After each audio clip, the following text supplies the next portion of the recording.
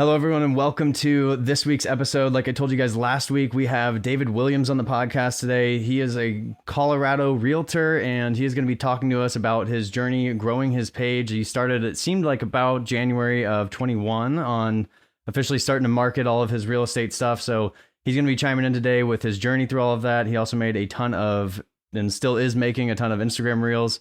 That's what caught my attention with him. I'm sure they've been working well for him, and we're going to have him on today and just hear about his experience. So David, welcome. Awesome. Thank you so much. I appreciate you having me on. Yeah, I'm thrilled to have you, man. Right out of the gate, I'm sure the people are going to be wondering just who is David Williams. Do you go by David? I go by David. Dave. Dave, okay. Ran it on Instagram as Homes with Dave. Had Homes a with better Dave. ring than Homes with David. So yeah. Nice. Well, and when I was saying it looked like you started January of 21, I saw in your caption on that post there, you're like, I had to change my page name, and that's just how it goes. Yeah, from like the traditional name to, give it a business name and launch it from there. Yes, sir. What I wanted to ask you, to first just get the people kind of started, what made you want to get into real estate?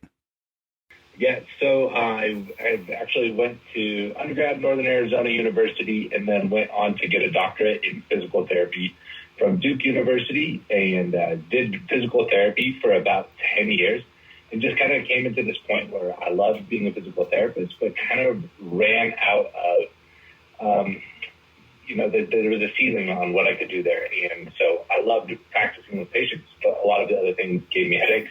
So wanted to get into do something on my own where I could kind of control my own destiny and work towards something of financial independence and freedom, my wife and I's time. So we started investing in real estate, fell in love with it from that aspect. And I said, man, how can I help other people, find real estate and all the benefits that could be through that? And so kind of naturally rolled into the real estate agent role. Nice. Where are your investment properties? Is that what brought you to Colorado? We came here to do physical therapy. We were travel physical therapists for 2 years, moved all around the country, had a blast doing that, got married and settled in Colorado. And then actually turned our first house. We lived in it and started renting out the basement to other physical therapy students as they were here doing clinicals. I thought, if this works, we can make some passive income and use that to springboard to buy the next investment property. We lived in it, fixed it up, bounced to the next one. So now we're in one now. We do an Airbnb in our basement and just kind of picked up a rental portfolio that way. Nice. Do you recommend the renting out of your basement? Dude, it's a great move. Yeah. I've always heard comes as the more comfortable, the less profit. The less comfortable you're willing to live, the more profit you can make. So it's all on a continuum. But for a lot of people, if you're interested in investing, you're interested in passive income, I think it's one of the easiest points of entry to get in and start making some money that's not, your hours of work. Sure.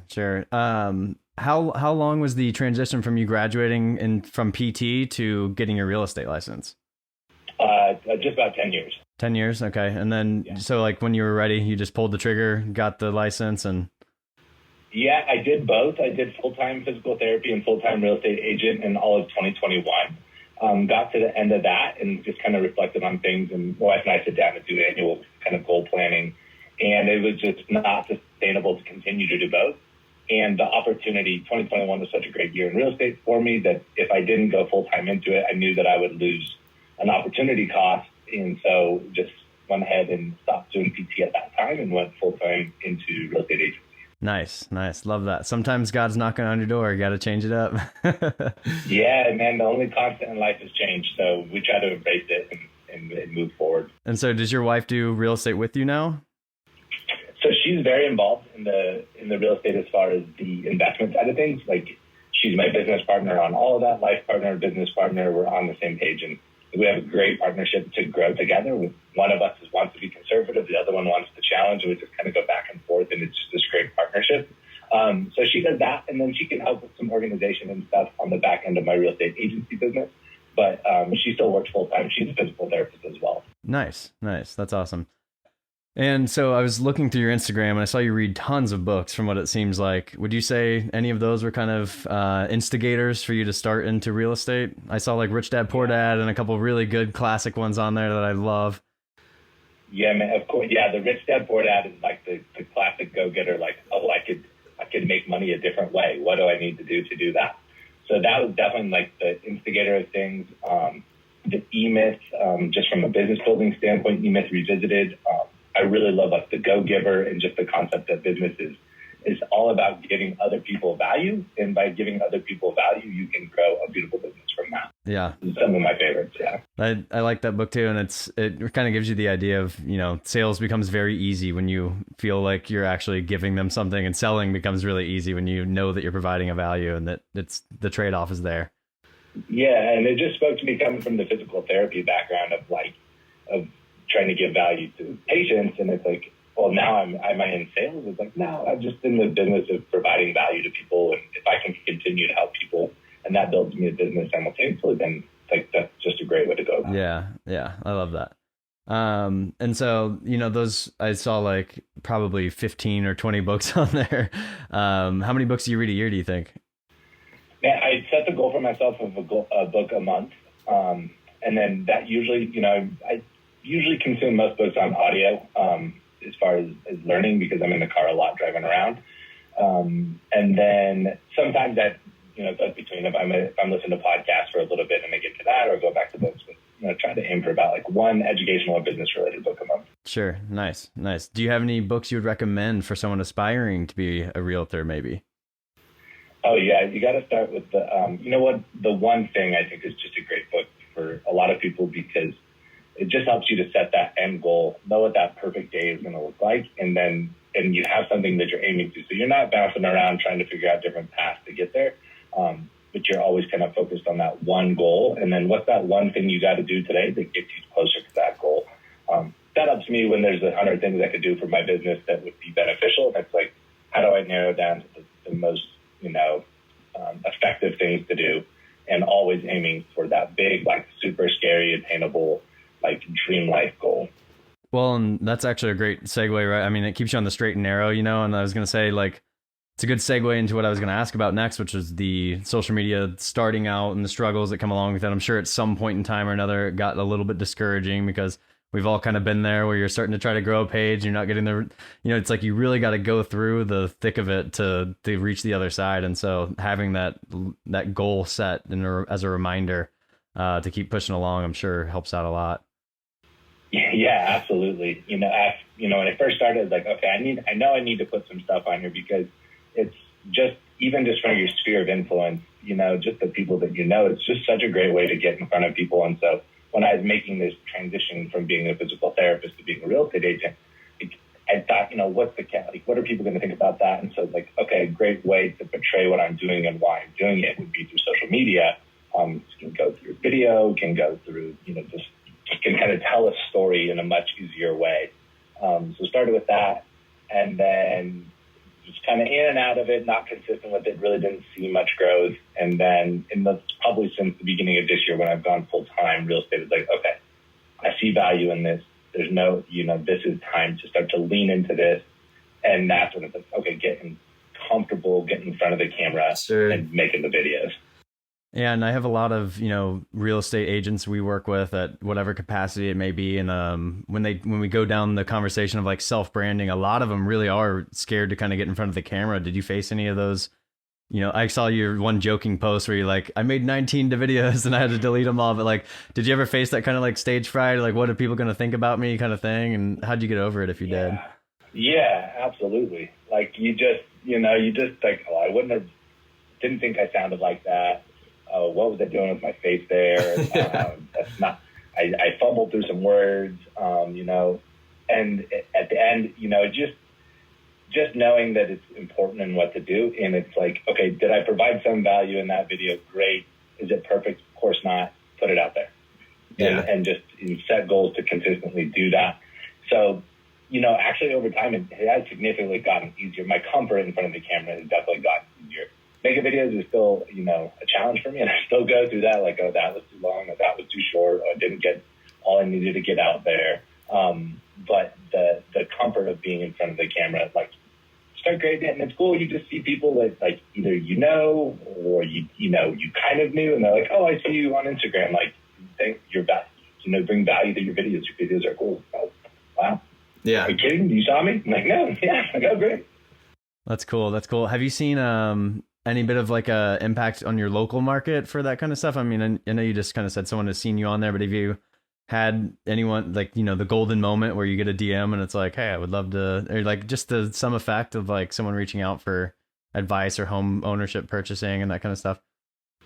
Yeah, absolutely. Like I've got a friend that we keep in touch mostly through Instagram, and helped him to coordinate buying a rental property. He lives in Washington, but I helped to get him in touch with a good agent up there.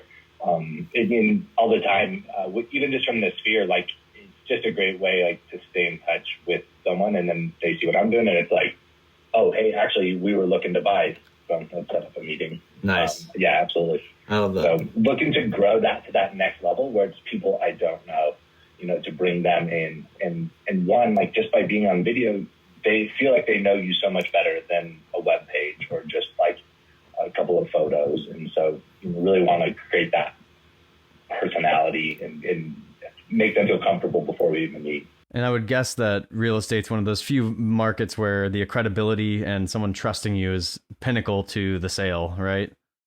Yeah, huge. Yeah, absolutely. Yeah. Do you have any idols in the space that you kind of follow, like whether they do real estate or do they give social media advice out? Do you listen to any people that you've kind of seen that was a big, kickstart for you? Yeah, absolutely. So like a bigger pockets fan, that's kind of what got us initially into the real estate investing space.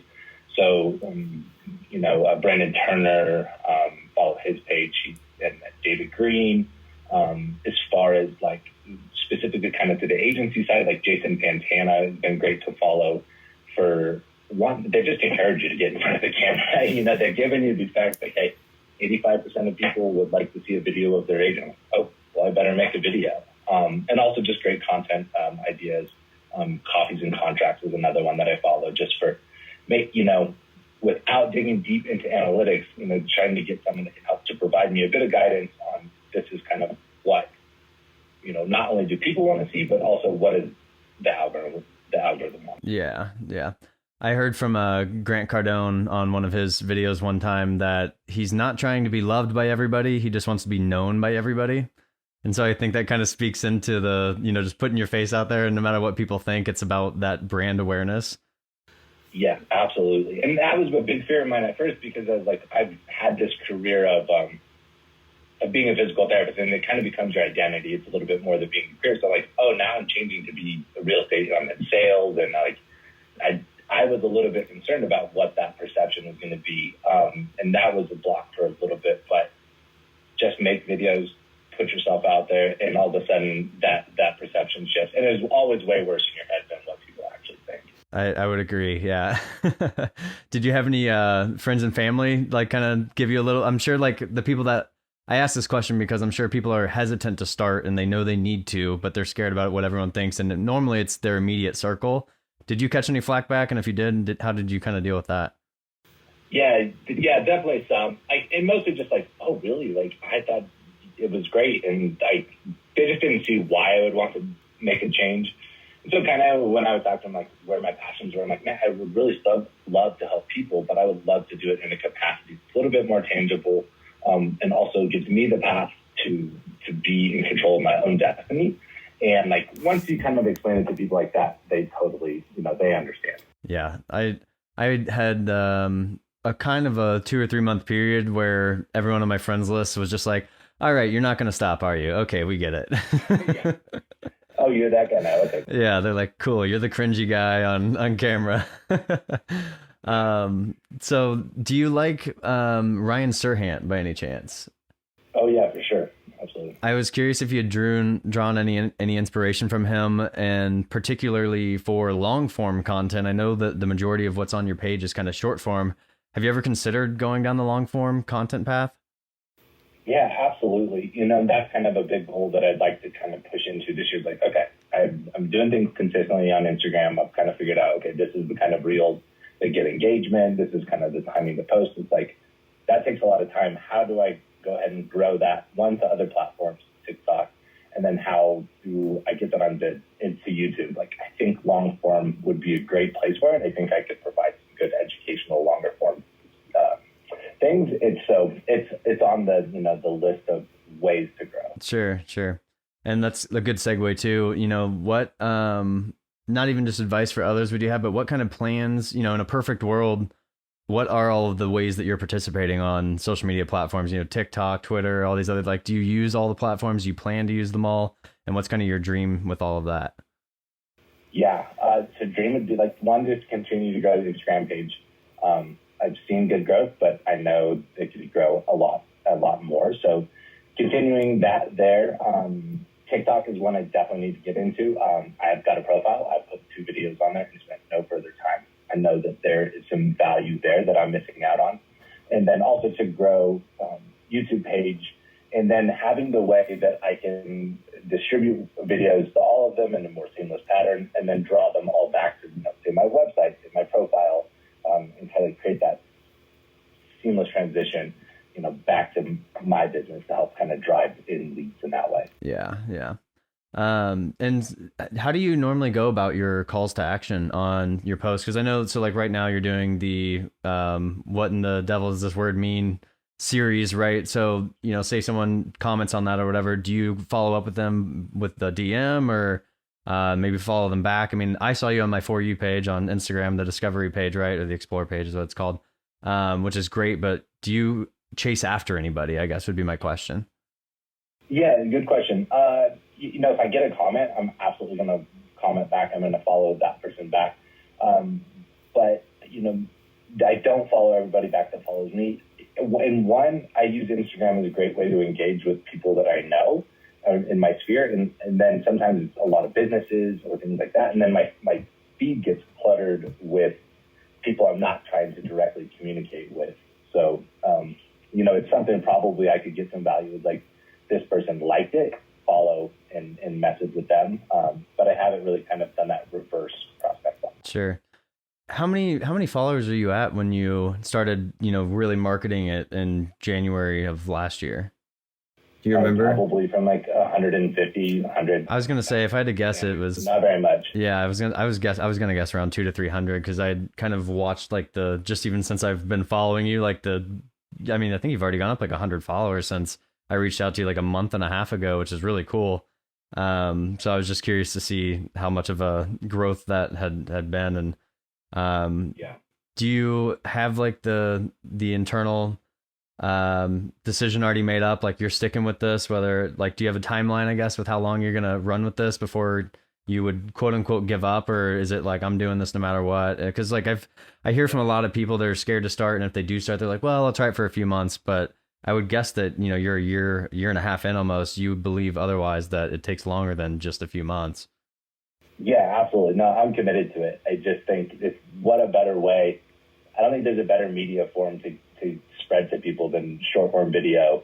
And and you can just do it on such a grand scale. Like it would take me so long to call 1,000 people, but I could do a video and it could reach a couple thousand people. And so, no, I'm committed to it. It's just finding the ways to streamline it, to get it onto other platforms easier. And then, and how to kind of circle that back into the business. Mm-hmm. And, typically what I kind of see with even like our clients is that the higher the price point of whatever you're selling, the harder it kind of is to find a customer. You know what I mean? Because if you're selling $5 toys on the internet versus like a $300,000 home, it's going to be a lot harder. And that customer acquisition typically costs more. So I agree with you. It probably is going to take a little bit of time, but, I was also going to ask, have you had anything that even in the minor scheme of things that you would call like it went viral, where like, you typically get 1,000 views, but one got 10 or something like that?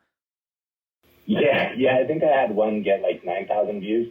I'm trying to remember what it was. And sometimes I can't find a rhyme or reason to it. Yeah. Some are going to perform so well, and it's like very similar, maybe a little bit different hashtag. Or I used the same hashtag and it didn't perform. Like it went from 1,000 to seem like it just went to my followers. And so there's been some sticking points there. And I'm like, as soon as I start to get frustrated by it, it's like, just keep creating them, just keep putting it out, just keep trying to, keep up with what the video needs to be. It's original. It's got hashtags, trying to match what Instagram is asking for. Yeah, it's still not a rhyme or reason to it. But yeah, some of them will just, catch on in a much different way than others. Yeah. Have you done any like a paid promotion on the page? Like, that you can push post forward and everything? Yeah, so I just shot like my first professional video. I've got a friend who's a videographer, and we just made this sweet professional video.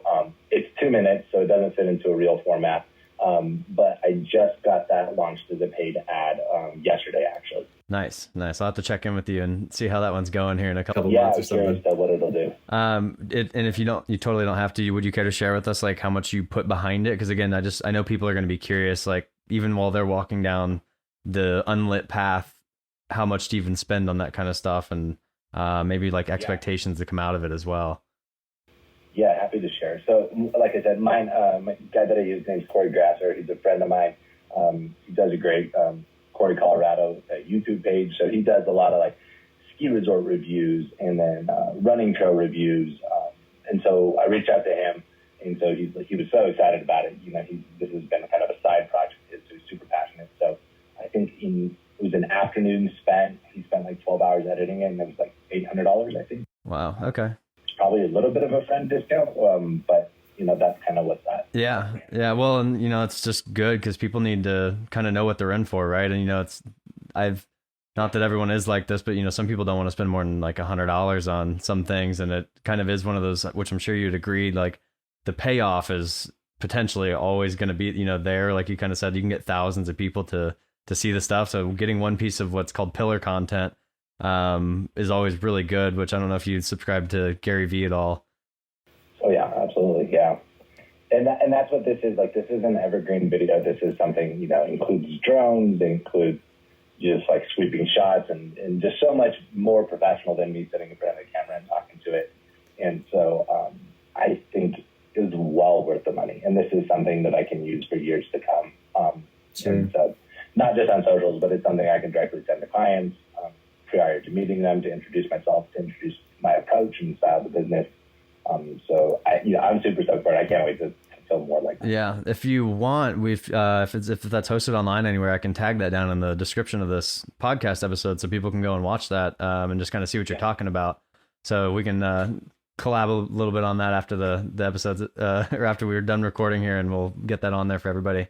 And we can plug your buddy's YouTube channel as well. Appreciate it. So you talked about when you're just the difference between a professional and when you're just talking to the camera. Do you use a teleprompter? I don't. Man, you're good with it. I mean, no wonder it takes 20 takes. I was like, he's got to be using a teleprompter. Occasionally, I'll write a couple things out, and I'll make myself some notes, and then no, I usually just memorize and close enough memorize, and then take a ton of takes. Yeah. I'm definitely more of like like bullet points kind of person. I can't do like a full script kind of deal. So I didn't know if you had like scripted it and used the teleprompter, or just were kind of going off memory and that kind of stuff, because I was curious about that. Yeah, mostly, I'll spend a little bit of time researching it, going over in my head kind of through the morning, and like, okay, close the door, sit down. And then, honestly, until I say it a couple of times, I don't get the feel of how I want to say it and how I kind of want to go through it, what speed I need to say it at to fit that 1 minute for the reel. So yeah, that's usually kind of my approach to it. Yeah, I'll start some podcast episodes when I'm just recording, and it'll be, hey everyone, and then I'm like, gosh dang it, you have to restart. I got hundreds of videos I can send you with that. Yeah, so people know that it is 100% normal to have just tons and tons of fails, but yeah, it's a totally normal thing to go through all that. Yeah.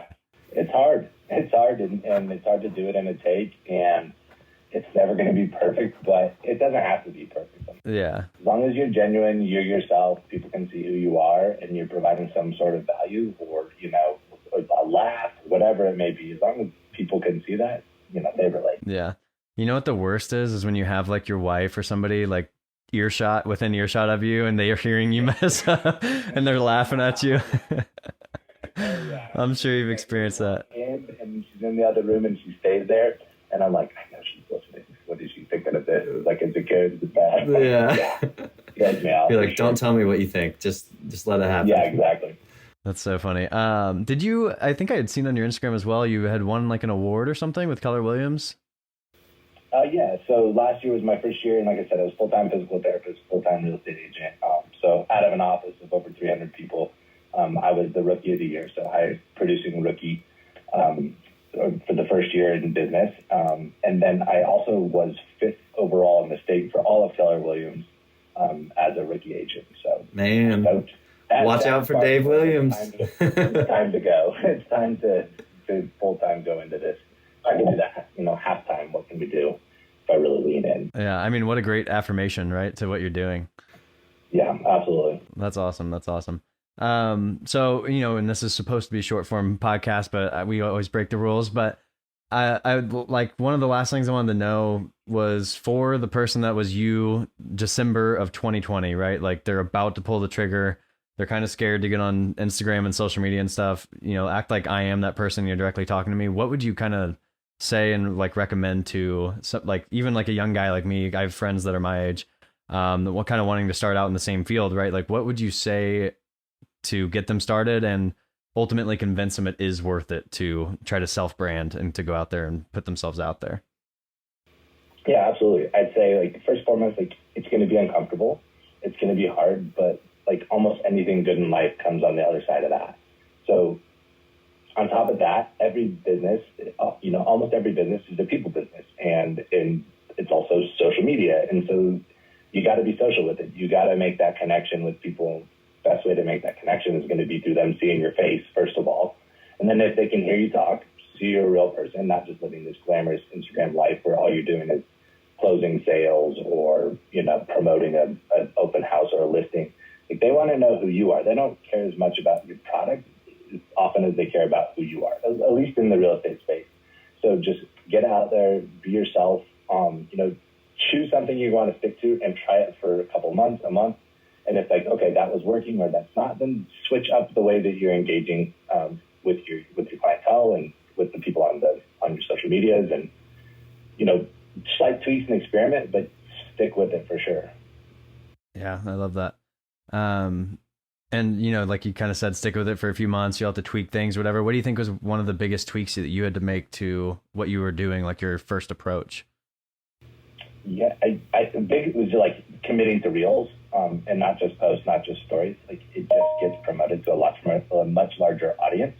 So committing to doing reels, and then figuring out with reels, like, the timeline of like getting what you want to say in a minute. Yeah. And then from there, it's like, okay, commit to this. I'm going to do, what the devil does this real estate word mean? Yeah. Break it down, keep it super simple. Try not to be too complex with it, because you just want to be able to get a simple message in a quick period of time. And then other than that, like, have fun with it, do fun things. Try always to do something that's not like mocking or making fun of anybody else. Be positive, provide value. Yeah. Yeah. And that was like one of the biggest reasons I had reached out to you too. I mean, you just are so approachable on there, right? Like, I think that's one of the things that you do best is like, just really, I mean, you just seem like a dude that I would talk to, right? Like, it's like that. I think that you're 100% right with like the not taking it too seriously on the reels portion of the stuff. And I love that you posted that blooper thing. I mean, that was hilarious. So, do you have any plans to bring the wife into any of them at some point and kind of play that game with the followers and the audience? I'm sure that, they'll have some kind of effect on how the performance goes, bringing like in family members, team members, and all that kind of stuff. Yeah, I do. I have a sister I know, like, she'd be down to get in on some funny videos. And she's a school teacher and stuff. School season, like, school's wrapping up, so maybe this summer I can pull her in. The wife's like, she's like a little bit less hands-on with the social media. She's like, she doesn't want to be in front of the camera in the same way. So we'll see. She's committed to it because she knows it's important to help us grow our business and our brand, both as investors and in my real estate agency business. But yeah, time to expand the cast. She's probably like me. I like to be behind the camera more than I like to be in front of it. Yeah, she would enjoy that as well. Exactly. Yeah, I was telling my team this morning, I was like, listen, if I have to be the guinea pig and the one that gets thrown under the bus, I'll be the face. You know what I mean? It's just, you got to kind of just take on the burden, because like you kind of said, it does have that a positive economic impact at the end of the day for all the stuff. So it's like, what do you really care about more here? Yeah, exactly. That's funny. Do you have any questions for me? I know you've listened to some episodes. I didn't know if anything had ever spiked any curiosity out of you. And the reason I ask is because other people could have the same ones. And it can even be like directly related to what you do. But if there was any value I could provide there on that front, I think the people would love to hear that too. Yeah, absolutely. Like one of the episodes I picked up a lot of value from you was like slowing down the post. That's something that's helped instead of just thinking it takes a lot of pressure off me to think like I got to make a video every day. And it's like, oh, slow down the post is actually effective. So like the timing on releasing a post and the difference between that and different platforms has been super helpful. So like any advice you have for me to be able to create content and get it on different platforms without me having to create content 3 times, put it on different platforms 3 times, that would be super helpful. Sure. And like, so, and that's 100% like exactly what you said is kind of what I was tipping on that episode is it takes the burden away from like feeling like you have to post every single day. And I don't know if you saw like maybe an uptick in necessarily the quality of the content, but typically like the algorithm is a little bit nicer to you on like the organic reach you get for that kind of stuff because you're not just blasting your followers with all that kind of stuff. But yeah, I mean, like advice wise, you're doing a lot of stuff really good. Like I creeped on the account pretty heavily. I went back to 2021, but to touch on kind of like what you're saying with not having to do a lot of work to get repurposed content, I would just give Gary Vee the 100% credit there with the pillar and micro content. So it's like using longer form content and then you like kind of break that up and trickle it down into good stuff as like an Instagram story or whatever it is. And I'm sure like a video snippet of even on you on this podcast where you said, hey, I really want to provide value to people. That's why I switched from PT to real estate. Like that clip right there could be its whole own little kind of Instagram reel because it shows people that raw and authentic like side of Dave. You know what I mean? Okay. But if you definitely start the YouTube channel, that would be a big move for you. We're considering doing that in office too, just as like a behind the scenes kind of thing. And I think that there's just a lot of micro content to be generated from that, specifically for like Reels and TikTok, because I really don't treat Reels as like anything serious anymore. I think Instagram really did implement that, not only as just a combatant to TikTok, but I think it's, Instagram has been such a posh place to like get on and post. I think they finally kind of did this Reels thing where people don't have to be scared to put something out. Whereas before it had to be so manicured and perfect and all that stuff. And, which I'm sure you've noticed as well, like the organic reach is so much higher on Reels, even just for like reach and impressions than it is for a normal post. And I think a lot of that's in part due with them trying to compete with TikTok and get people addicted to Instagram Reels and all that. But you ought to look into YouTube Shorts as well. That's been really, really popular. It's just like Reels. You can take the same video and post it on there. A lot of people have been doing those lately. They're really, really big. Okay, great. I like that too. I like the idea of taking that longer form, like in YouTube, and then piecing that out and then putting that to the socials from there. Like, I'd love to be able to talk longer on many a topic, and so I think that'd be a great way to kind of go about that. Yeah, and there's tons of people. I mean, I've been even right now. I'm looking for a college student who would just be a video editor for me because I can record all day long. It's the editing that really all that time consuming stuff comes in, and like. Your friend Corey even is probably too expensive, if I had to guess, to do like everyday content or whatever. So like finding that person, whether it be you, me, or another person listening to this, there's people out there that are willing to work, need money, and it's definitely a mutually beneficial relationship. But another thing you could look into is like one of those posting softwares, so you can post to all of the social platforms at once. So if you don't have one, I recommend Sked, or Sked Social is what they're called, and they're based out of Australia, but we've worked with them for about 3 years now. They literally send us goodie bags in the mail. I mean, they're a really great company. So shout out to Sked. I'll link them down in the description on this as well. But definitely look into that, just because it's like you can basically choose. It'll tell you the best times to post. You can plot it all out in a calendar, and then you can say this one's going to go to Facebook, Instagram, and Twitter. This one's only going to go to YouTube. I mean, it's really, really cool. So love it. Yeah. What else? Anything? Oh man, that's the biggest thing. Like, I appreciate all that you do. Like, I love just digging into your podcast and following you on Instagram. Like some super great value to learn, and so I look forward to like further collaborating with you. Thank you, man. Thank you. Yeah, and if you guys are in Colorado, hit Dave up. He will get you a home. Yeah, absolutely. What's your rate on the climate right now to buy? I know that everyone's pretty polarized with their opinions on that, being us in 2022. I speak specifically to Colorado, but in general, I just made a video that's released tomorrow. But like interest rates have got up they're going to stay up. It looks that way. And so that finally has trickled its way through the market where, we were having houses going on the market on Thursday, Friday, multiple offers by Sunday, sold way over ask. And that slowed down. So to the point that some houses are making it into the second week, where that was unheard of even in March. And so what I think is really important things, like if you were ready to buy and you can live with that interest rate for a couple of years, refinancing is always an option. But the appreciation of homes is not going away, especially somewhere here in Colorado. It's going to slow. It was 18% last year, not likely to be that this year. But you're going to, I encourage buy now, refinance later, because later the house price is going to be more expensive than it is now, and trying to get into that is going to be really difficult. And so other than that, find creative ways. If the payment's a little bit more than you thought, like can you house hack and rent the basement? Do you have a garage space that you could rent? And there's people that will rent any form of space. And so if you can be creative, make it work, I think now is that little lull that people were waiting for. It just comes up with a caveat of higher interest rates. And I did see you have an Airbnb. I saw your post with that too. So if anyone needs Airbnb help, message David. I'm sure he would be glad to answer some questions for you and maybe give you a little bit of a guide there. His place is booked all the way through. It seemed like August. I forget what the video had on there, but it looks like you've been killing it, man. Yeah, the Airbnb has been crushing. It's like just a great way to maximize cash flow in investment property, or your own property for that matter, when you live in. Yeah. I mean, I learned something right there. This is why you guys should go follow him. You're going to buy a home at some point, right? So you might as well get knowledgeable about one of your biggest investments that you're ever going to make. Yeah, and that's like my favorite piece. I just love educating people on and helping people to know all of their options and be able to make, good decisions for them. That's the best part about the job. Yeah, I think that's maybe our biggest similarity is we're both extremely passionate about what we do. Yeah, absolutely. I love that.